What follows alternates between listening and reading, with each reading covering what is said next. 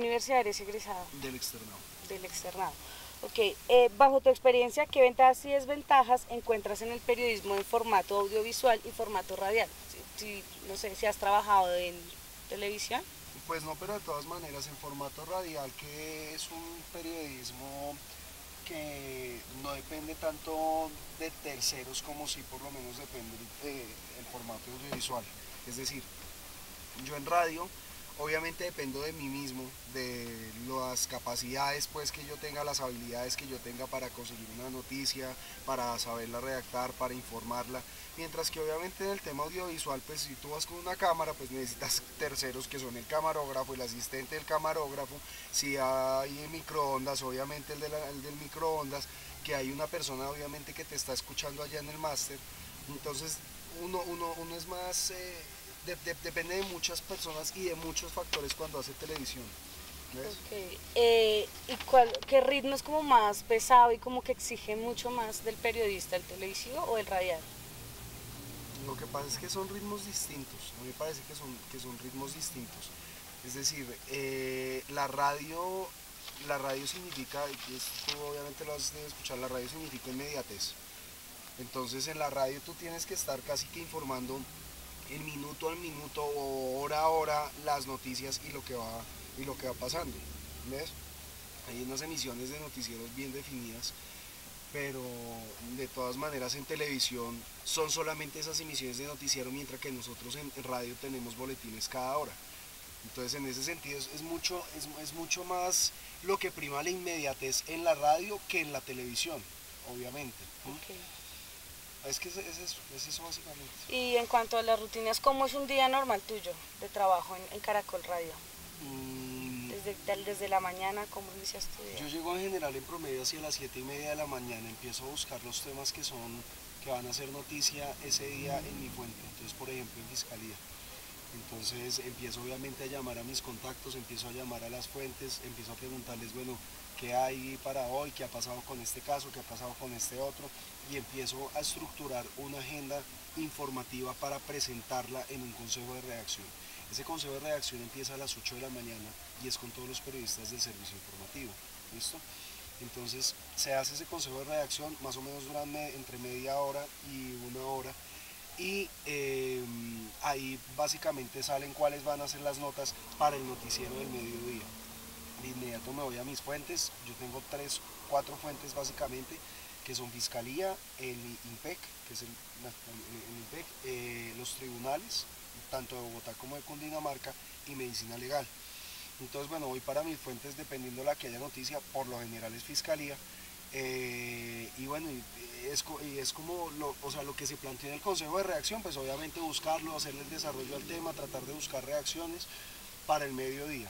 Y ya después en la tarde uno debe también empezar a buscar, puede ser quizás el mismo tema que uno maneja para el mediodía o otro tema, pues dependiendo de lo que esté pasando en ese momento y cuál sea la noticia, y empezar a producir para otro programa que es de análisis de opinión, que es hora 20, que es a las 7 de la noche.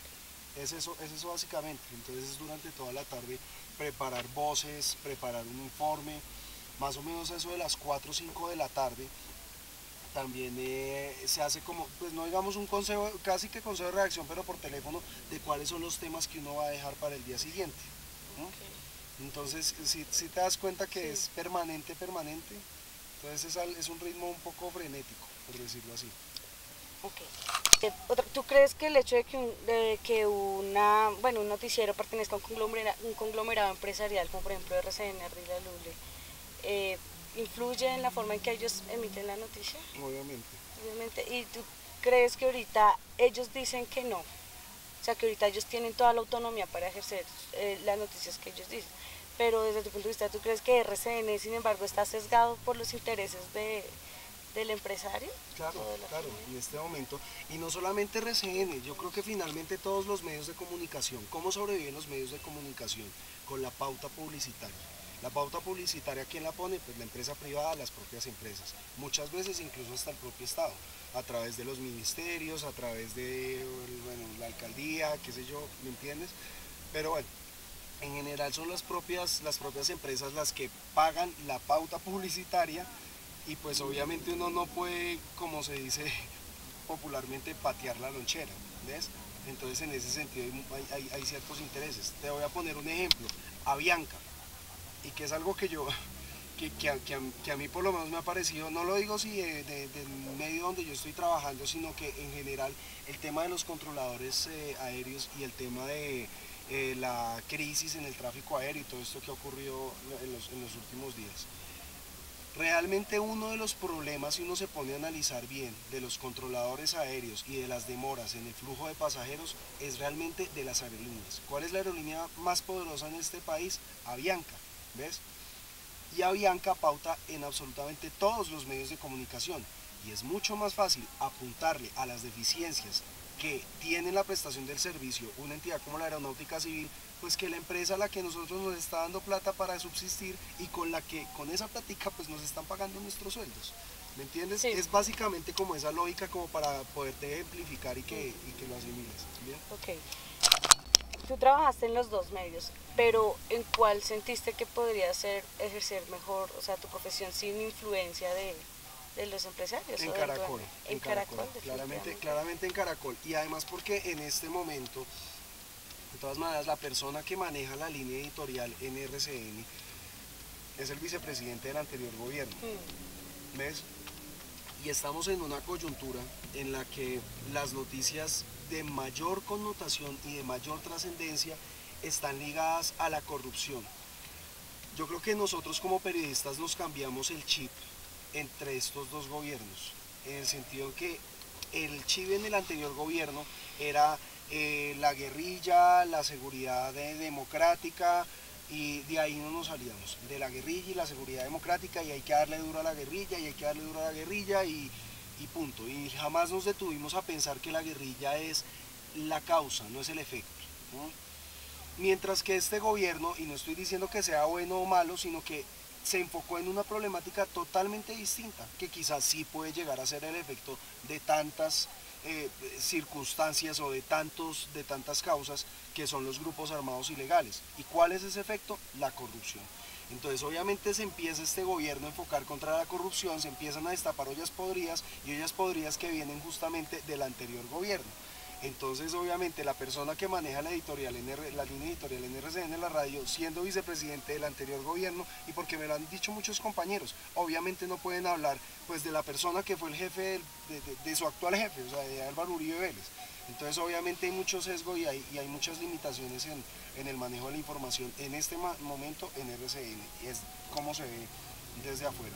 Y al haber esas limitaciones, pues obviamente no hay espacio para investigar, no hay espacio para manejar temas propios. No lo hay. El cubrimiento que se hizo en la noticia del caso Colmenares.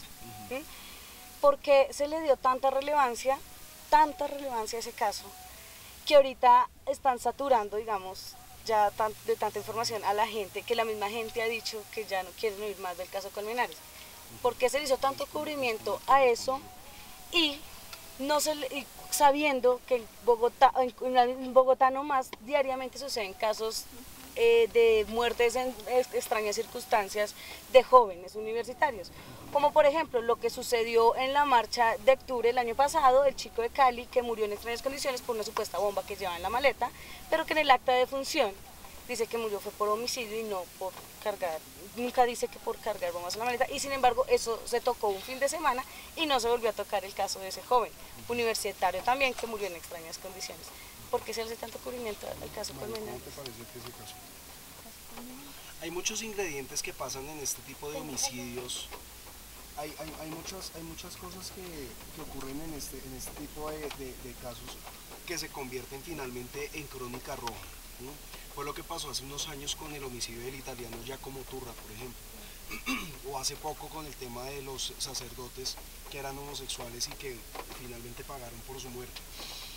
Y son los ingredientes que vayan empezando a salir a la luz pública de esa historia o de esa crónica roja, de esa historia criminal. En este caso, ¿qué es lo más interesante, o por lo menos uno de los ingredientes interesantes que se planteó desde un principio?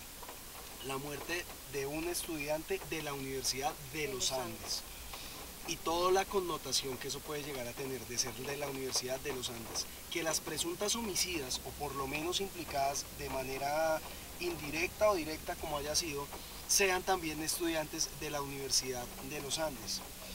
Se empieza entonces a tejer una serie de especulaciones de, bueno, al ser niñas y este pelado también universitario de los Andes, ¿cuáles son los lazos familiares que pueden tener?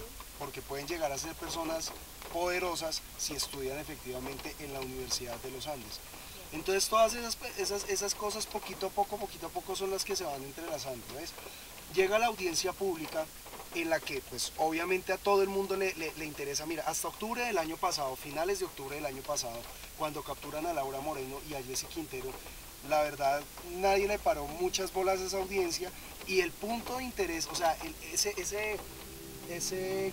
como se llamaría en comunicación social, el dato disparador en periodismo, el dato disparador en ese momento, ¿cuál fue? Son estudiantes de la Universidad de los Andes y están implicados en el homicidio. Vamos a cubrir esa noticia, porque son, pues por eso, por lo que implica que sean universitarias de los Andes y que estén participando en un homicidio de un compañero de ellas. Entonces esa audiencia va a estar buena, vamos a ir a cubrirla. Y ya después lo que se empieza a desarrollar en la audiencia, ya empiezan entonces a sumarse muchos más ingredientes, como por ejemplo que el tema de la necropsia.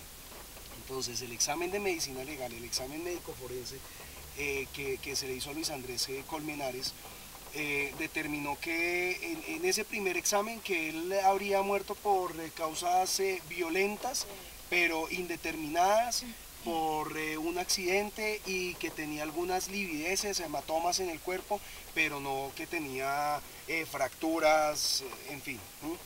Entonces el fiscal dice, yo de todas maneras, con el apoyo de la familia, vamos, buscamos, o la familia busca otro médico forense, y el otro médico forense dice, no señor, exhumamos el cadáver, tiene múltiples fracturas, tiene unas 7 fracturas en el cráneo, tiene livideces, hematomas, y es totalmente contradictorio este examen forense al examen forense que hizo en su momento medicina legal.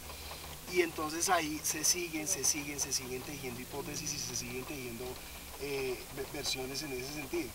Ya después sigue entonces otra audiencia en la que se descubre que hay 2 personas, la mamá de un tercero, de otra persona que hasta ese momento no tenía nada que ver, y la abogada que están tratando de torcer la investigación, están tratando por lo menos de obstruir a la justicia, que es el caso de la mamá y la abogada de Carlos Andrés Cárdenas, ¿sí? Entonces ese es otro ingrediente. Y fíjate que en la medida en que van pasando las audiencias y se va como develando un nuevo capítulo, ese nuevo capítulo lo que trae son nuevos interrogantes. Entonces es la curiosidad a veces hasta morbosa de los propios periodistas, pues que obviamente la debemos tener, de que, bueno, listo, se abre una puerta y definitivamente hay más y más y más puertas que abrir, y más cosas que descubrir. Pero sin lugar a dudas, este es uno de los casos emblemáticos y que muy seguramente va a pasar para la historia del reto tan difícil que representa tanto para jueces como para periodistas el cubrimiento de esa noticia. Los jueces porque obviamente tienen la presión mediática, y los periodistas porque tenemos el afán de descubrir qué fue lo que ocurrió. ¿Ves? Hay 2 abogados muy poderosos realmente, que en este momento están enfrentados por ese caso, que son Jaime Lombana y Jaime Granados, que son abogados de la Casa Uribe, por decirlo así.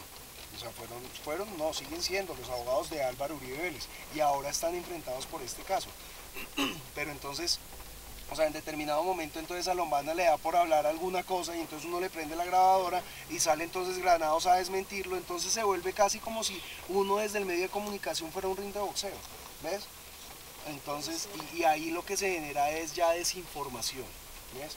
Porque entonces, claro, el oyente ya empieza, pero ¿cómo así están informando que este está diciendo tal cosa y Lombana dice lo otro? Y entonces, ¿quién es Granados y quién y se pierde realmente el norte, el objetivo de lo que queremos saber: quién mató a Luis Andrés Colmenares. Sí. ¿Ves?